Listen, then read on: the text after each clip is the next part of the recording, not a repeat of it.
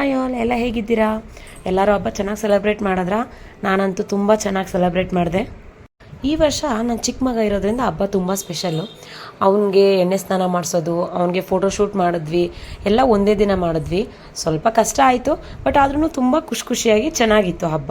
ಈ ಸಲ ಅವನಿಗೆ ಫೋಟೋಶೂಟು ಮುಂಚೆನೇ ಮಾಡ್ಕೊಳ್ಳಿಲ್ಲ, ಹಾಗಾಗಿ ಹಬ್ಬದ ದಿನನೇ ಮಾಡಬೇಕಾಗಿತ್ತು.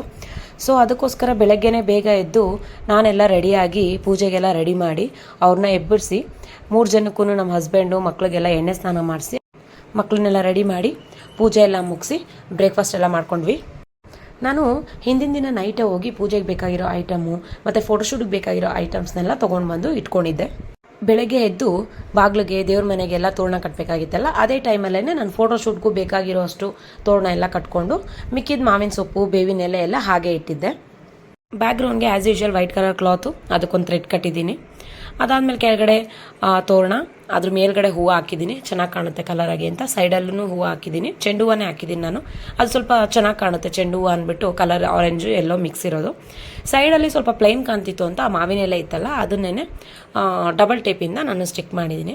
ಅದಾದಮೇಲೆ ನಾನು ಮಾವಿನಕಾಯಿ ಸ್ವಲ್ಪ ಉದ್ದ ತೊಟ್ಟಿರೋದನ್ನು ಹುಡುಕ್ತಾ ಇದ್ದೆ, ಬಟ್ ಅದು ಸಿಗಲಿಲ್ಲ. ನಂಗೆ ಸಿಕ್ಕಿದೆ ಚಿಕ್ಕ ಇರೋದು. ಅದಕ್ಕೆ ಏನು ಮಾಡೋದು ಅಂದ್ಬಿಟ್ಟು ದಾರ ಕಟ್ಬಿಟ್ಟು ಮೇಲ್ಗಡೆ ಒಂದು ದಾರ ಕಟ್ಟಿದ್ನಲ್ಲ ಅದಕ್ಕೇ ಟೈ ಮಾಡಿ ನಿಲ್ಲಿಸ್ದೆ. ಸ್ವಲ್ಪ ಹಾಗೆ ಬೇವಿನ ಸೊಪ್ಪು ಇತ್ತಲ್ಲ ಅದನ್ನು ಡೆಕೋರೇಟ್ ಮಾಡಿದೆ.